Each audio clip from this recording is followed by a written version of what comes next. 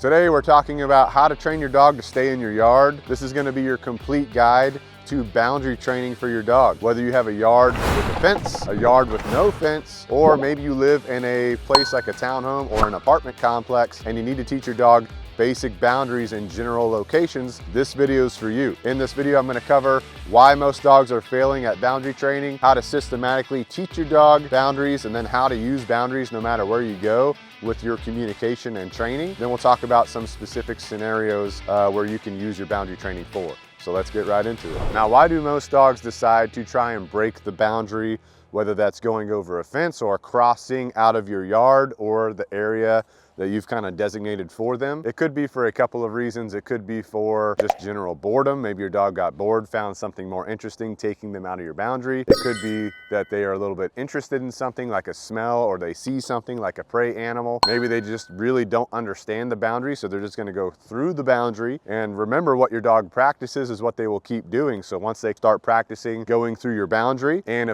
especially if they get reinforced when they're on the other side of your boundary, that's definitely gonna keep happening. And don't forget, your dog can be reinforced from the environment. It doesn't have to be reinforced from you. So let's say it goes through the boundary and finds something interesting to smell, it just got reinforced. If it goes through the boundary and picks up a stick, it just got reinforced. If your dog goes through the boundary and finds some food or even some poop that it wants to eat, it just got reinforced. So keep that in mind as we move forward in boundary training. So let's talk about our overall strategy for boundary training. First of all, we want to have good engagement. Don't forget, engagement is where your dog is wanting to pay attention to you. So that's the first step to the foundation of boundary training, because we want our dog to want to pay attention to us. Therefore, we can easily teach them the behavior we want them to know, which is staying within the boundary. The second thing we'll want to teach them is a good come command, a good recall command. Now, we have a more detailed video on that. I'll link it in the description below. You can refer to that video below for the exact step-by-step process on how to teach that. We will go through it briefly, but once you cover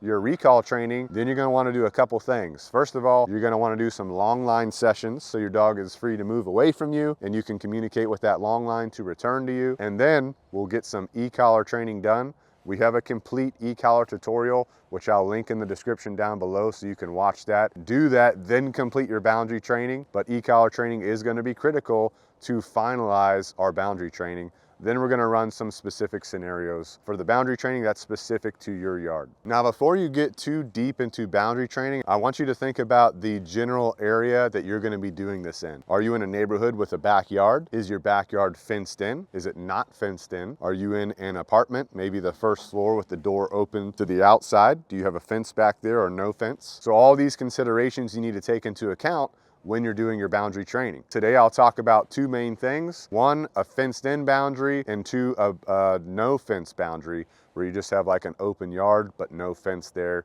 We're going to talk about both of those ways. But with that being said, let's say you have a fence. You're going to need to identify on your fence anything that could be an issue. Is there a point where your dog has typically dug under your fence? Does your dog have a habit of trying to climb your fence? Are there gaps in the fence where your dog could fit through, depending on the size of your dog? This is an issue with small dogs going right between fence planks if the planks are slightly separated. So make sure you think about all these things. Obviously, if you have no fence, it's just wide open for your dog.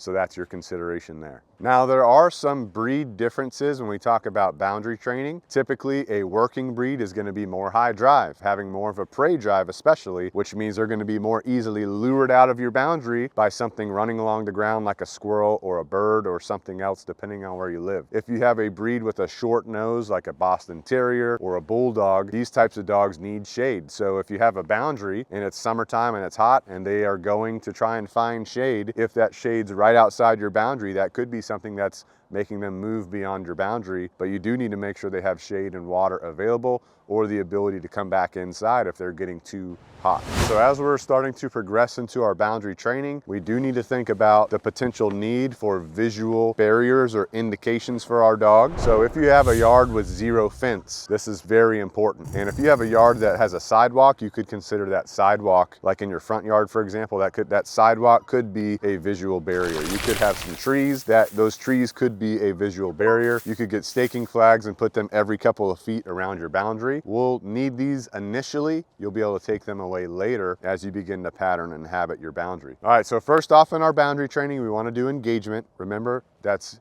getting sustained focus from our dog. So first, put up your visual boundaries. If you're doing any of that, put out your staking flags, go into your yard or into the area that you plan on doing your boundary training in, and do your engagement sessions. Keep your dog on a leash when you're doing this, and also I'll put a link in the description below to a video where you can look at specifically for engagement. So you're gonna do your engagement in the yard. You're gonna do this for several sessions over the course of several days to habituate your dog tuning into you when you're in the boundary area. Again, your dog will be on a leash. Don't let your dog run off and cross the boundary. From this point moving forward, we're focused on everything being within that boundary area, so we're patterning that behavior appropriately. Now, one of the things you can do while you're doing your engagement within your boundary area is start moving through the boundary area, but never crossing the perimeter line. So you can get up close to the perimeter line. Don't let your dog cross that. Again, doing engagement as you're moving around. This is already getting your dog patterned to the movement of the boundary and getting them used to staying within that perimeter. Next up, we're gonna focus on long line work. So I want you to be out in your boundary area, have your dog on a long line, let them start to move further away from you than they have been when you're doing your engagement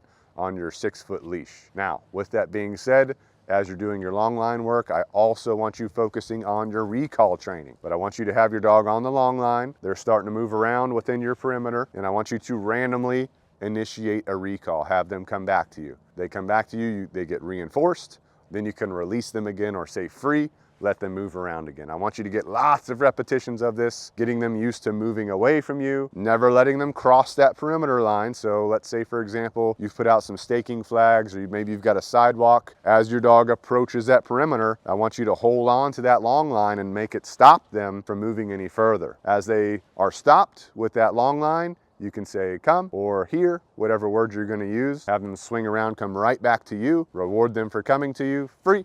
Now they can move around again. If your dog is just stuck sitting around you, I want you moving around within your perimeter, within your boundary, so your dog is getting more loosey-goosey and moving around, but never crossing that line. The next thing I want you to accomplish after you've done these long line sessions is do e-collar training. Again, our complete tutorial is in the link in the description below, but once you complete that tutorial, that means you've done your e-collar conditioning. Now you're ready to apply it to your training. I want you to come back inside your perimeter, inside your boundary, have your dog on the long line with the e-collar now, and let your dog move away from you. Now, as they get close to that boundary, you're just gonna say no, give them a little tap on the e-collar. You can use the bump function for that. As soon as they feel that, I want you to say come, and then I want them immediately coming to you. You say good, reward them, or yes, and reward them depending on which verbal marker you choose to use, and then set up another repetition. I want your dog to practice moving away from you within your boundary. If they get close to your boundary, you doing that process with the e-collar that we just talked about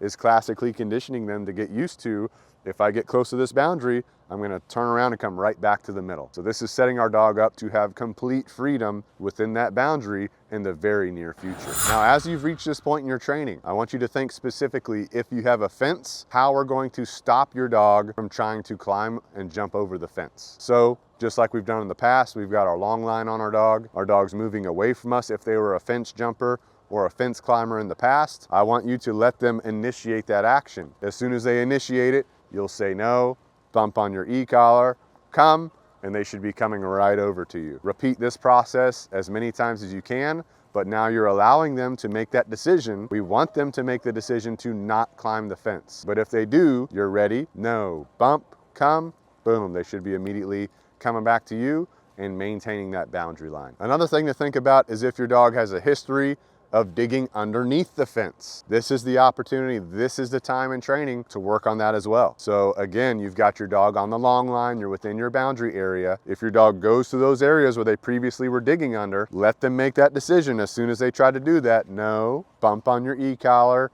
come. Again, they should be coming right to you. You mark that, you reward it. Now you need to repeat that process. We've still got our dog on the long line because if for some reason they're confused in this process and they don't come when you say come, you can just give them a little tug on that long line. That will initiate the movement back to you. So that's why we're still using it as we continue to progress with our boundary training. Okay, so once we've practiced with the long line and the e-collar together, our boundary, whether you have no fence, just letting your dog get close to it, no, bump, come, have them return to you. You've done enough repetitions of that to understand that your dog understands what to do. Now what I want you to do is take the long line off and have your dog off leash in your boundary area. You have to be 100% comfortable that your dog understands to return to you when, number one, you say no, number two, they feel that e-collar stimulation, and number three, when you say come. If you're not comfortable with that, with the long line, then don't take it off yet. Keep doing repetitions. You could be doing repetitions for days, for weeks, it doesn't really matter. Just keep practicing. But once you are comfortable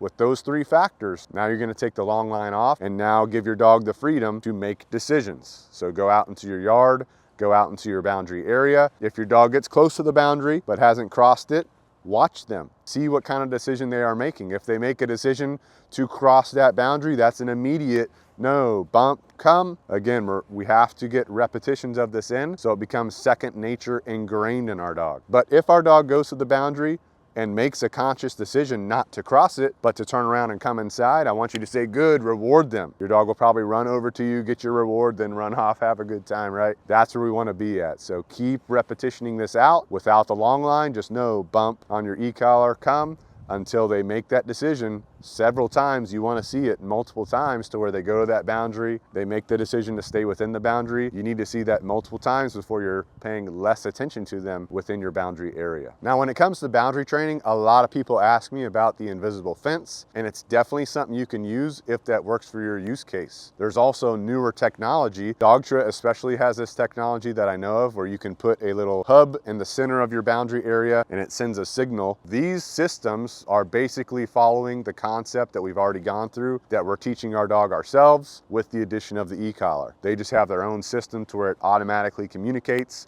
stay within the boundary. The way you teach these systems is exactly the same. Don't just throw this device on your dog and let them out in the perimeter and let them figure it out themselves. First, you need to make sure your dog knows engagement. You need to make sure your dog knows where to return to. You need to make sure your dog understands the boundary with the long line. Then you can put the invisible fence or the perimeter, let them get close to that. Once they feel that sensation, you use the long line to ensure they know to stay inside of the perimeter and not cross through it. So again, you have to teach your dog these systems, but you follow the same exact process that I've already described to you how you would teach it yourself. Some critical mistakes that a lot of people make during this process are, number one, they try to rush the process. Remember, this is all about getting in good repetitions. So don't rush. Make sure your dog is clearly showing you they understand the step that you're teaching them, whether you're on engagement, whether you're on teaching them the perimeter, or how to return within the boundary, or not crossing fences or digging under them. All of these things, you want to make sure you just take your time